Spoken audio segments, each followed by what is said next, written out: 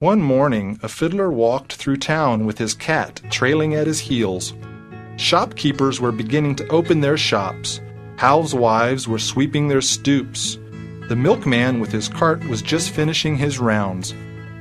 "Pardon me," said the fiddler to the milkman. "I am a stranger in town. Perhaps you could direct me to a place where I might have breakfast." The milkman smiled and reached down to pat the fiddler's cat. "Why, of course," he replied. "There is a fine place just down the street. By the way, this looks like such a fine cat. Perhaps you would sell her to me."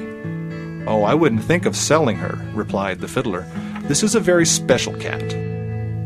"I would take good care of her," said the milkman. "She could catch mice on my milk cart, and I will feed her the finest of cream."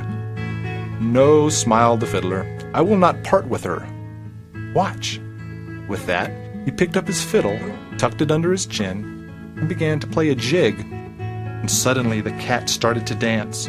First, she danced on her hind paws. Then she danced on her front paws. She whirled around and around, bobbing gracefully to the tune of the fiddler played. Finally, the fiddler stopped. "As you can see," he said, "she is a very special cat."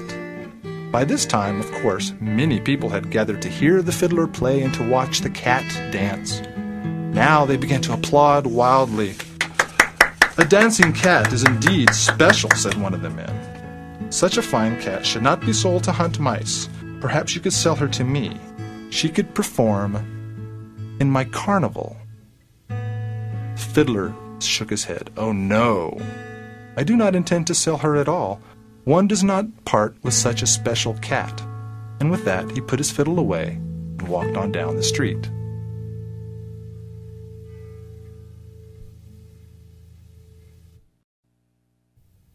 Now the fiddler was in no hurry to leave the town.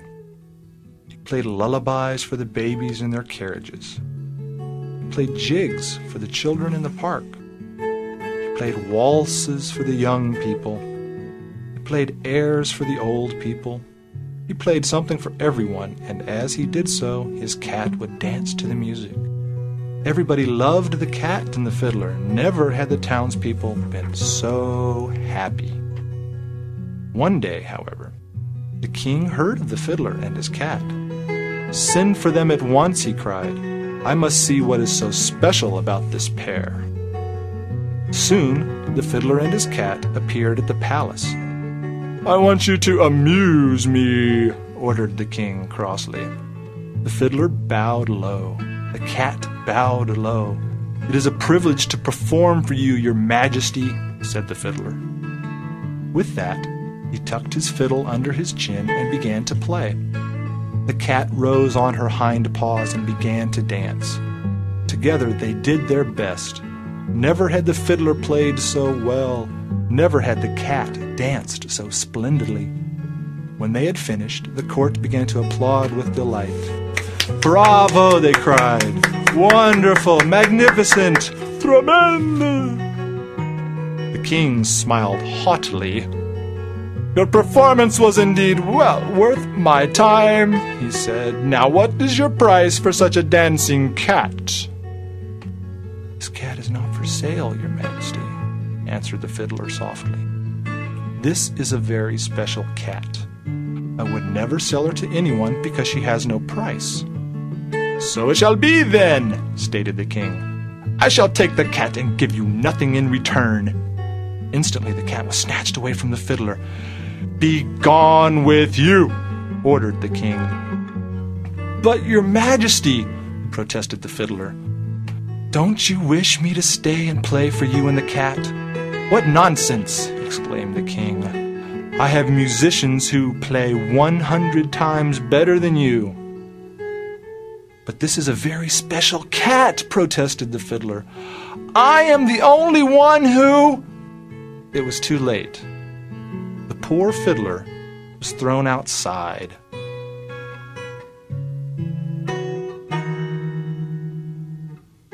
"Now then," exclaimed the king, once the fiddler was gone, "let the musicians begin! I wish to see more of this dancing cat." The court musicians began to play. and the cat began to dance. One by one, everyone in the court began to tap their toes. One by one, the ladies of the court began to dance. Soon, even the king himself was dancing. The cat led the dance, around and around and around and around.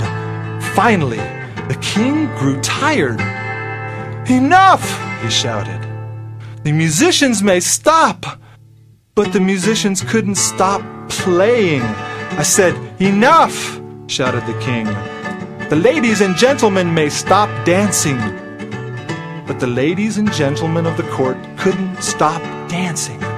Even the king himself couldn't stop dancing. "Help! Help!"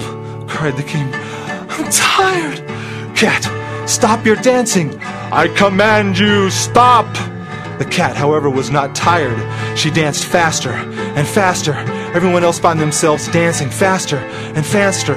The cat danced outside the courtroom. Everyone followed, dancing. She danced down the palace steps. Everyone followed, dancing. She danced outside the palace gates. Everyone followed, dancing. Finally, she danced up to the fiddler. "Help us! Help us! Stop your dancing, cat!"